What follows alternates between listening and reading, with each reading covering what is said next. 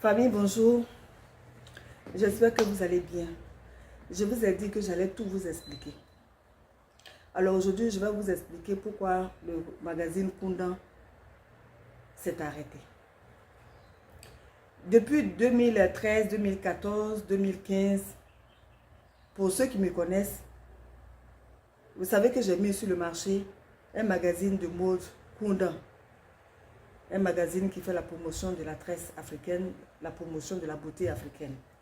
Et je peux dire que c'est l'un des magazines qui était sur le marché et qui faisait la promotion de la tresse. Et comme vous le savez, moi-même aussi, je suis promotrice de la tresse africaine.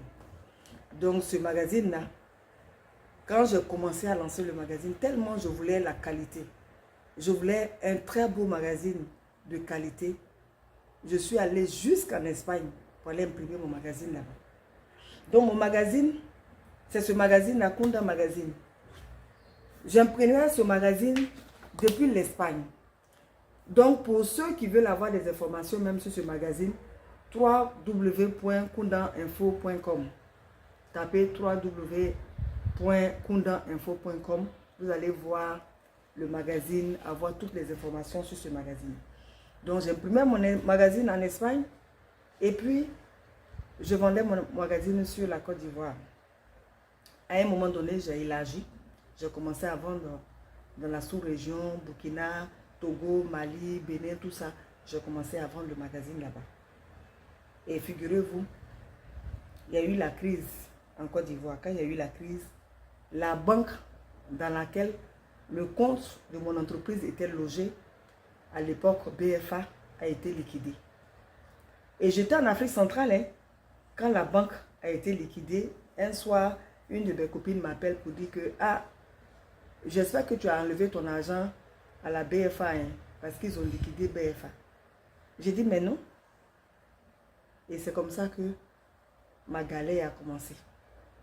J'ai fini ma mission en Afrique centrale, je suis rentrée. Le seul compte que j'avais, à l'époque, nouvelle dans les affaires, je n'avais qu'un seul compte. Dieu seul sait comment j'ai galéré dans ce pays. Dieu seul sait comment j'ai pataugé dans la boue parce que mon argent était bloqué. Je n'avais pas l'argent. Et le magazine devait sortir en décembre. Mon magazine devait sortir. Le magazine que j'avais commandé devait venir. Je dois dédouaner pour faire sortir le magazine. Je n'avais pas d'argent. J'ai tapé à toutes les portes ici. Personne n'a voulu m'aider. Personne n'a voulu me donner de l'argent pour sortir le magazine. Le mois de décembre est passé, janvier est passé finalement. Un magazine qui devait être sur le marché en décembre, c'est finalement en février que le magazine était sur le marché. On vient de loin. Hein? Quand on parle, vous nous voyez comme ça là, mais chacun est assis sur sa souffrance. Injustice là, nous tous là, on subit ça même. Et c'est comme ça que une entreprise d'imprimerie est venue me prospecter. Et l'entreprise me prospectait depuis longtemps. Elle voulait forcément imprimer mon magazine parce que sur le marché, si les gens veulent vraiment honnêtes, ils vont confirmer ce que je dis. À l'époque, mon magazine était l'un des meilleurs en qualité papier, impression. Mon magazine était de très bonne qualité. Donc, cette imprimerie-là se disait quoi? Si on réussit le magazine Koundan ici, ça veut dire que les autres vont nous faire confiance, on va avoir beaucoup de marché. Et le monsieur me poursuivait tout le temps. Je dis non, je ne vais pas parce que mon magazine est de très bonne qualité. Je n'ai pas envie d'imprimer ici. Et puis après, ça va devenir bizarre. Je ne veux pas. Et puis ben, finalement, ils ont fermé la banque. Je n'avais plus d'argent et c'était compliqué. Je ne pouvais pas arrêter aussi la production du magazine. Et donc, j'ai accepté de collaborer avec eux. Écoutez bien ce que je suis en train de vous dire. J'ai accepté de travailler avec cette société-là, tunisienne, qui venait de s'installer en Côte d'Ivoire. Et je suis allée donner le fichier. Quand j'ai donné le fichier, ils ont fait le premier tirage. Ce n'était pas de bonne qualité. Et je suis allée les trouver là-bas pour dire que non, Voici les anciens numéros et puis voici le numéro que vous venez d'imprimer là. Ce n'est pas de la bonne qualité, je ne peux pas prendre ça. Eux-mêmes là, ils ont vu que effectivement le tirage n'a pas été bien. Donc ils ont dit, ok, on va reprendre l'impression. Et c'est comme ça que la société a repris l'impression. Donc on fait un deuxième tirage. Et j'arrive là-bas, je regarde le deuxième tirage. C'est pas aussi net. C'est pas comme mon magazine qui vient de l'Espagne, en tout cas. Mais pour éviter les histoires, j'ai dit, bon, c'est pas grave, je vais prendre comme ça. Et je me dis intérieurement, je ne vais plus imprimer avec eux parce que sinon, ils ne vont pas me faire du bon travail. Et j'ai récupéré les 3000 exemplaires que j'avais imprimés. J'ai mis sur le marché. Et j'ai commencé à les appeler pour dire, mais il faut bien qu'on se rencontre pour détruire le premier tirage. Quand j'appelle, non, le DG n'est pas là. Le directeur technique n'est pas là. Le directeur commercial n'est pas là. Le service juridique n'est pas là. Pendant ce temps, ils sont en train de me tourner là. Vous n'allez pas croire. Ils sont en train de me tourner. Moi, je suis là, j'attends qu'on m'appelle pour dire, il faut venir, on va détruire. À ma grande surprise, ce jour-là, j'étais avec un ami qui était venu me voir. Je reçois un coup de fil. La personne au bout du fil me dit, Suzanne, ton magazine, le dernier qui est sur le marché, là, je viens de voir ça à Djamé librairie par terre à 300 francs CFA. Je vous assure, je tombais des nues. J'ai tombé des nues, ça dit que c'est pas possible. Je dis, mais tu es sûr? Il dit oui. Il dit, mais oui, le dernier numéro là, c'est ça qui a Djamé ici là. On va à 300. En même temps, mon ami avec qui j'étais là a dit, non, il faut qu'on aille. Donc il m'a accompagné, on est arrivé là-bas à Djamé Liberté. Et quand on a vu ça, séance tenante, on a appelé Lucie. Lucie est venue. Moi-même, j'ai acheté le magazine. Je posais des questions au gars, un Guinéen là, qui vendait les magazines. J'ai dit, mais où tu as eu le magazine? Qui t'a donné? C'est bien, hein? Ah, mais pourquoi c'est le... En tout cas, j'ai joué le rôle d'un espion. Et moi-même, je donnais l'argent aux passants pour venir acheter. Et puis le gars me disait, ah, le magazine, ça là, ça marche, hein? Ça marche. Et on a fait toutes les photos. J'ai fait tous les enregistrements. Et puis je suis allé porter plainte au tribunal. J'ai pris un avocat. On s'est retrouvé au tribunal. Avec toutes les preuves. Je vous assure, hein, avec toutes les preuves. Ça dit que ça là, ça dit que ça ne se discute même pas. On arrive au tribunal, j'ai payé l'avocat, tout ce qu'il fallait. On a commencé maintenant à défiler au tribunal du commerce. On s'en va. Chaque 2 semaines, on est là-bas. On est là-bas, on est là-bas. Après, il y a un juge qui me reçoit, qui reçoit l'imprimeur là. Eux là, ils ne viennent pas, hein. Ils se font représenter. C'est des Tunisiens. Et ils disent non, on va s'arranger et tout et tout. J'ai dit, dans le dossier que j'ai monté, j'ai demandé un dédommagement. Parce que je ne veux pas imprimer le magazine pour le mettre sur le marché à 2500. Et le même magazine là qui est sur le marché, un côté, on vend à 300. Comment je vais faire pour m'en sortir? Donc j'ai demandé qu'il y ait un dédommagement et tout. On est dans le procès jusqu'au finish là. J'ai gagné le procès. Mais quand je dis j'ai gagné le procès, on aurait pu me dédommager et c'est ce qui devait être fait. À ma grande surprise, les Tunisiens là sont allés voir nos frères là. Ça là, elle est qui dans le système là, et puis on va se fatiguer là. Rembourser lui ses frais d'avocat et puis le coût d'impression. Je vous assure, on m'a remboursé juste les frais d'avocat et puis le coût d'impression. Ils ont fait le jugement. Genre, on ne peut plus faire appel. Ça veut dire que j'ai perdu. Aucun dédommagement n'a été fait. Je me suis assise. Voici le truc ici. Et tout ça. Voici le magazine. Je ne sais pas si vous voyez bien. C'était ce magazine-là qui avait été mal imprimé là. Voici ça. Voici ça. C'était ça qui était à la une.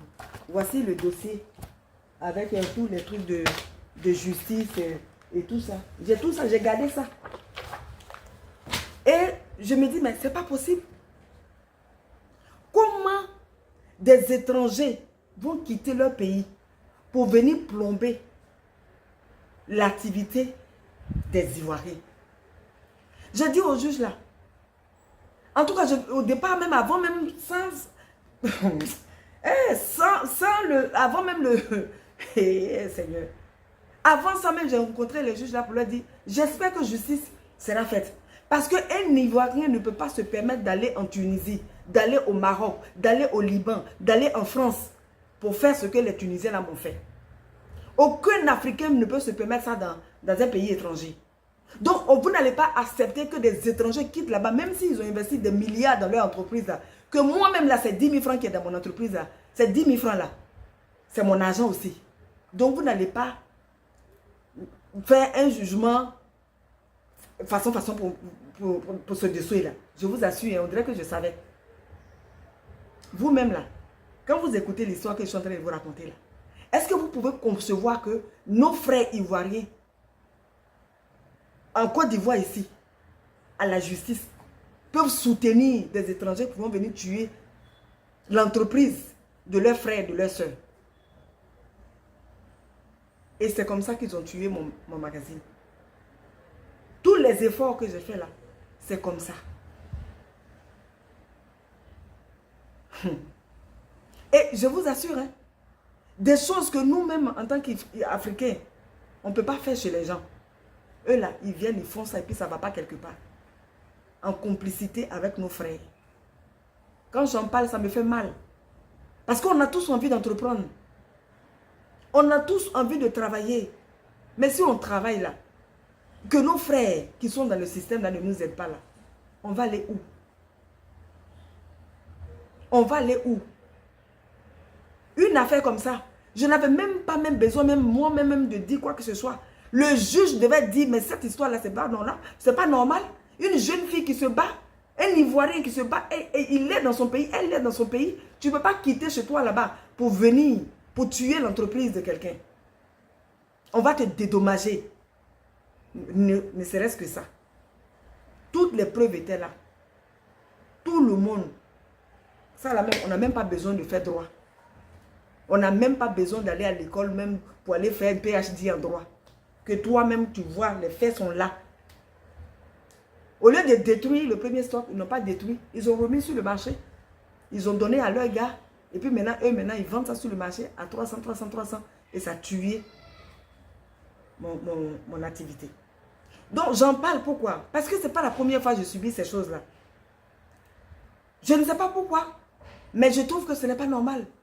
Et aujourd'hui, j'ai envie de me vider. Parce que c'est des investissements, vous ne pouvez pas imaginer. C'est des investissements. Combien de temps je suis partie dépenser, aller en Espagne, venir imprimer, faire tout ce travail que j'ai fait là.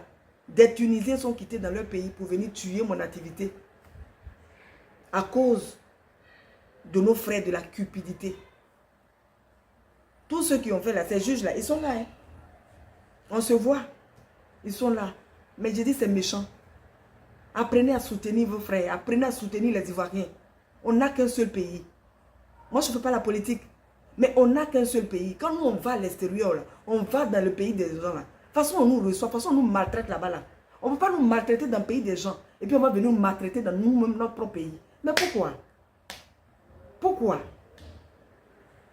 Donc, aujourd'hui, je suis en train de faire tout le point de tout ce que j'ai subi. Pour dire que quand vous me voyez, puis vous dites, mais ouais, Kounda, mais pourquoi Kounda ne sort pas? Ce n'est pas parce que Kounda n'a pas envie de sortir. Hein. Ce n'est pas parce qu'on n'a pas envie de sortir Kounda. Mais regardez des choses comme ça, des injustices comme ça. Et c'est ce que je vis. Malheureusement, c'est ce que je vis. Quand tu veux entreprendre, il y a toujours des gens qui sont là pour te décourager. Si c'est pour faire des choses, pour te dépraver, des choses qui n'ont ni valeur, vous allez voir que tout le monde va venir vous soutenir pour vous acclamer. Mais des choses comme ça là, il n'y a pas quelqu'un. Donc c'est vraiment triste, mais je tenais à me vider, je tenais à partager toutes ces difficultés que je rencontre, tous ces concepts que je développe. Mais c'est des nuits blanches que je passe. C'est des gens avec qui je travaille, qui abandonnent leur maison pour venir être avec moi, qui croient à mes visions, qui croient en moi. Et puis au finish, il y a toujours des Ivoiriens qu'on va utiliser pour tuer des Ivoiriens, pour tuer les activités des Ivoiriens. Donc, je fais cette vidéo-là. Partagez. Partagez. Je fais cette vidéo-là pour que les Ivoiriens prennent conscience. Pour que les Ivoiriens comprennent qu'on doit être solidaire. On doit se soutenir. C'est pour ça que je fais cette vidéo-là. Et qu'on arrête à chaque fois de privilégier les étrangers qui viennent chez nous ici. Parce que quand nous, on va chez eux, on n'est pas privilégiés. Donc, mes amis, famille, voici pourquoi Koundan là, ça ne sort plus. Maintenant là, c'est en ligne.